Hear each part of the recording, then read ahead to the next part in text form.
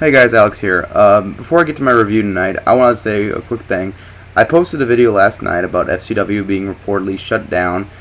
Was reported early last night, about 11 o'clock or so, and apparently it's come out today that it is incorrect, and that actually FCW is being revamped and fixed up or whatever, and maybe relocated to another state or whatever. So I apologize for any confusion that my video might have caused, and I take full responsibility for not waiting to see if more facts came out earlier, so my bad. I apologize for that, but what's done is done. Moving on, Best in the World Ring of Honors, Best in the World. It's a compilation DVD that I picked up a while ago, and let's get to it. First match was Samoa Joe versus Kenta Kobashi. This is from their very famous show back in 2005. It was Match of the Year in 2005, actually, and very, very good match. Crowd was just batshit crazy for this whole show. Like, they were popping for everything. Both these guys beat the hell out of each other. Like, they were brutal, brutal chops. It was very, very stiff looking. Let me just say right now, I have never seen a crowd go so crazy for something as simple as a chop to the chest. But they were popping like crazy for Kenta Kobashi beating the hell out of Joe. So that was pretty cool.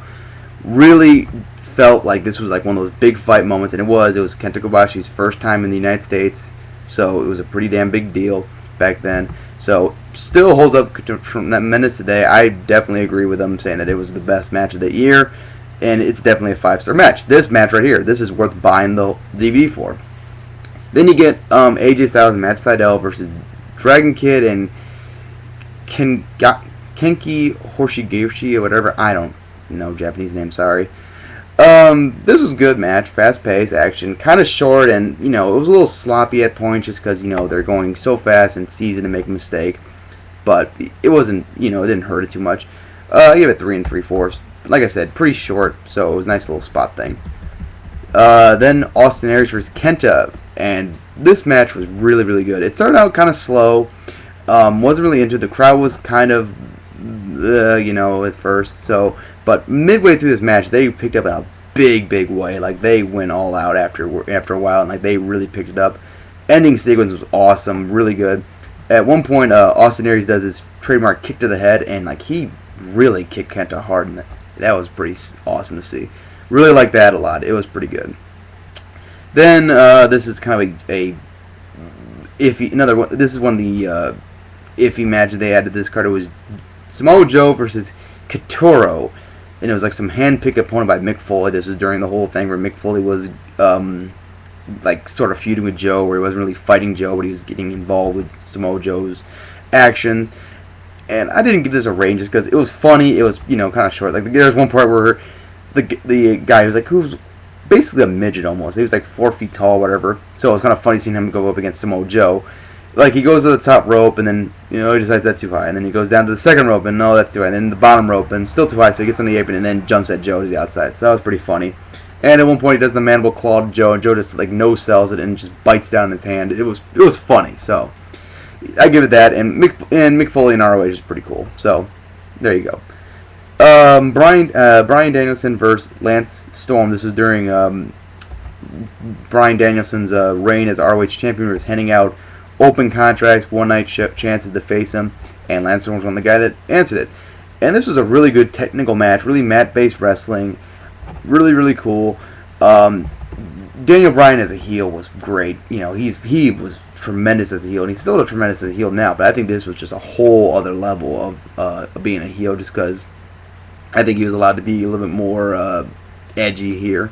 But he's still funny as today, and he's still good. I've heard some people compare him to Owen Hart nowadays, and I kind of agree, like, where he's a very good technical wrestler and very entertaining as a heel. So I'll take that for what it is. But these two guys really worked well together, and the sequence was really cool. There's one part where Bryan was going for the Compilation, and Lance Storm kept countering and then finally got it in, and I think that's how he beat him. I can't remember exactly.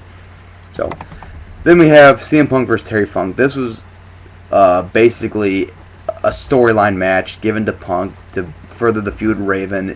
Terry Punk was a hand-picked opponent from Raven to face CM Punk, and it was just kind of crap, actually, if I'm going to be flat honest with you.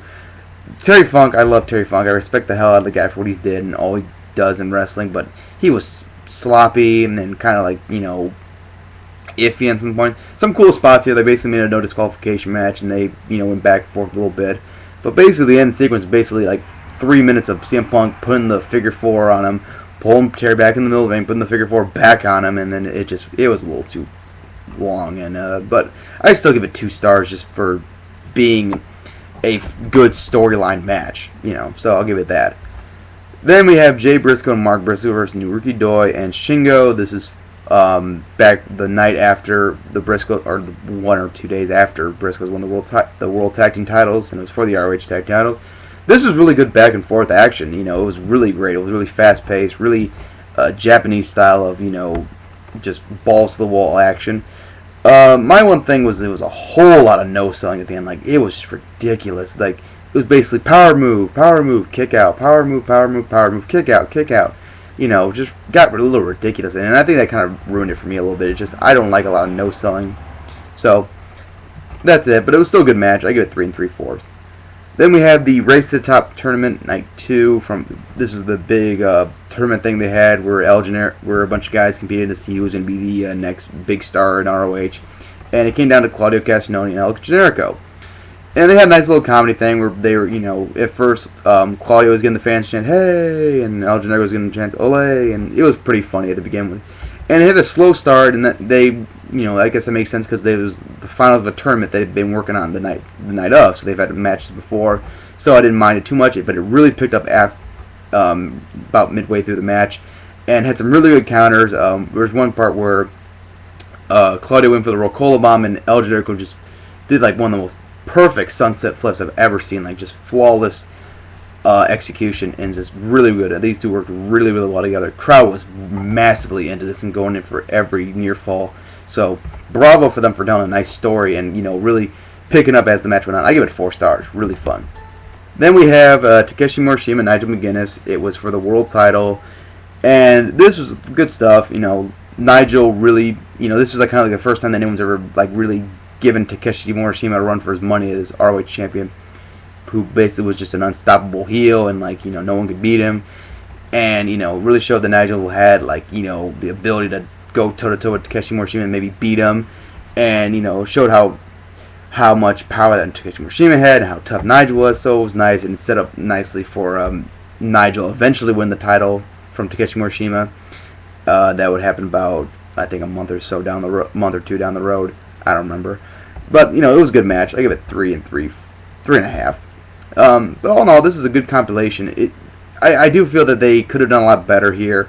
This is basically just them having a bunch of matches with their guys against matches from independent talent or international talent. So I understand what they were going for here, and it was really good. I'd definitely recommend buying it, especially if you don't have some of the matches. Like, if you don't have Joe and Kenta, this is a better buy because you get better rest of the matches, as opposed to Kenta Joe, which was just basically a one-match show, which it was just worth buying just for that main event. So recommend you go buy it, and that's it for now. Take care. Bye.